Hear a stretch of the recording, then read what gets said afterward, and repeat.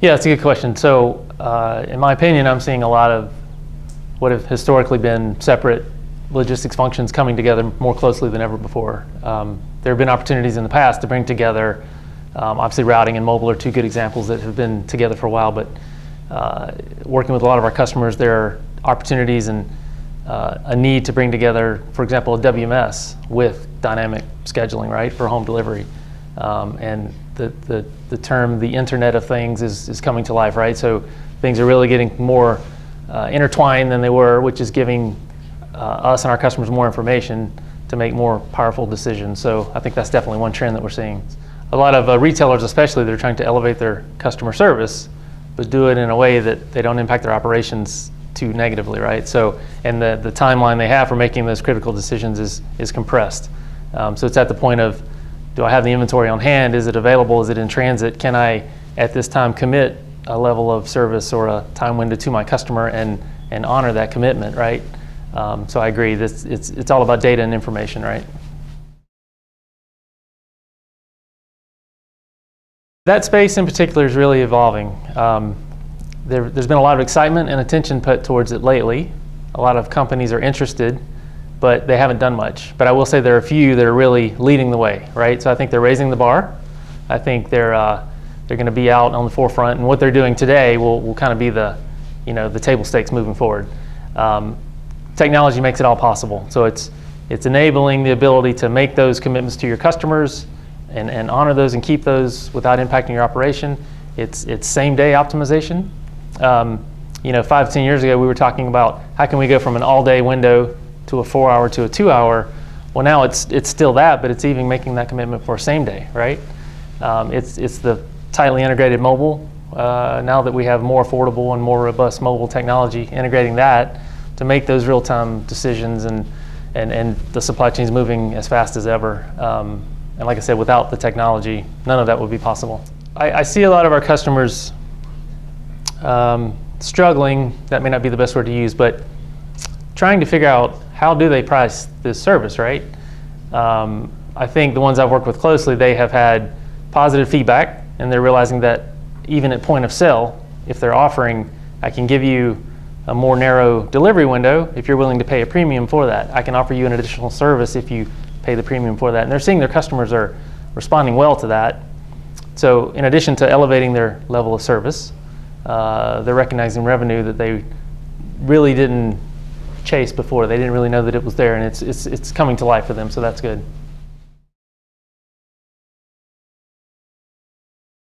In that space, my observations have been the regulations are becoming more restrictive, more of them, right? So I think what that means for our customers is it's forcing them to reach deeper into their supply chain to get the data, right? So 3 characteristics of data: it needs to be timely, it needs to be complete, and it needs to be accurate. So we do things to support all 3 aspects of that. And I think once our customers are able to get to the data, use it for these customs filings, obviously they serve a purpose. It's for keeping the supply chain moving efficiently, safely. I think it's going to benefit everyone involved, all trading partners. But there are more demands and more restrictions that we obviously help our customers with.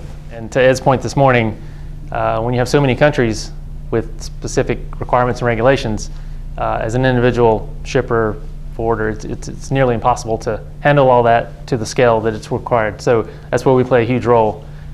It's a huge effort for us, obviously, but it's an advantage that I think we have and a great asset that we can offer our customers.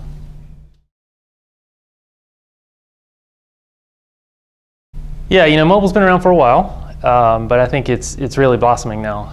And I think it's partly because there's more devices that are more affordable. The mobile technology itself and the platforms have grown. There's a lot more capabilities involved, and just the fact that we're now able to further integrate those, more tightly integrate those with our applications. It's more than simply seeing if I successfully delivered something to my customer, right? You know where the trucks are, and you can use that information up and down the supply chain and also across applications. So mobile may no longer only be integrated with a private fleet routing application. It can expand into your larger supply chain suite of applications that include, you may be using third-party carriers in addition to your private fleet or dedicated carrier. And suppliers, and those mobile messages with the many different applications that are available now can play a role within all of those partners and come into a centralized source where information is power, right? So it really has come a long way, and I think it's an exciting time because we're at the forefront of it, and we're in the mix certainly, and across the different platforms, Android, iOS. It's an exciting time for it. I do, and which is a change, right? It used to be it was an add-on, something. Oh, hey, we have this other thing that you may be interested in, but now you're absolutely right. It's the interesting piece that is it's the thin edge of the wedge, and it leads us in with obviously the decision support, the planning, all the power behind the solution has always been there and will remain to be there. But it's that mobile piece that gives the data to make it a better solution.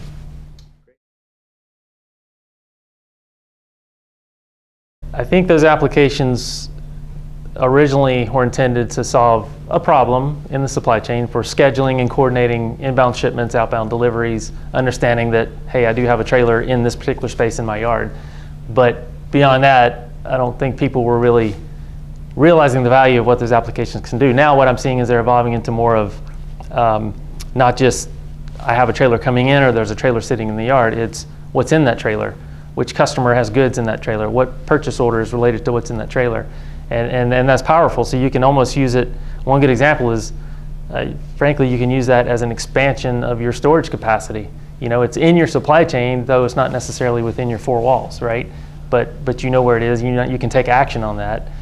It may sit in a trailer. You may have a situation where you have to return it, right? So you decide to let it sit there, right? So I think, again, it's those are great examples of applications where their value is becoming larger as people realize, oh, hey, I could use this for this other purpose no one considered a couple years ago. Cabela's is a great example of how they've used it. Some other companies that we work with have done things. So it's the initial need hasn't gone away. It's that coordination of inbound, even outbound, managing those dock doors. But it's that added knowledge of purchase orders that are in there.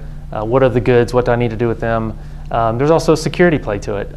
We have some partners and some customers that are using it to just control who comes in the yard and when, and do we understand who they are, and are they here for the right reason, and opening up your dock doors in your facility.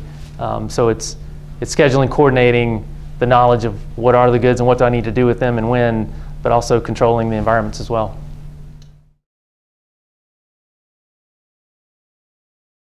Yeah, that's a good question. I would agree. A lot of customers still don't understand the full scope.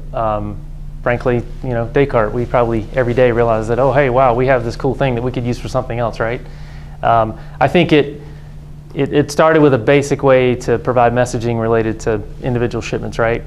I think that has definitely grown over the years to handling the entire supply chain. So if you think about all the messaging that's related, it's not just logistics documents like, an ASN or a manifest or bill of lading. You have commercial documents, purchase orders, invoices. You have customs declarations for filing and security stuff, even product information for classification. So it's really, the GLN supports and has evolved into handling the full life cycle of something, moving from point A to point B in the entire supply chain operation. And I think we'll continue to find further uses because, Descartes, we've always had pride around the fact and marketed ourselves as being a network with value-adding applications that work in conjunction with that. That certainly hasn't changed, and I think they're both evolving.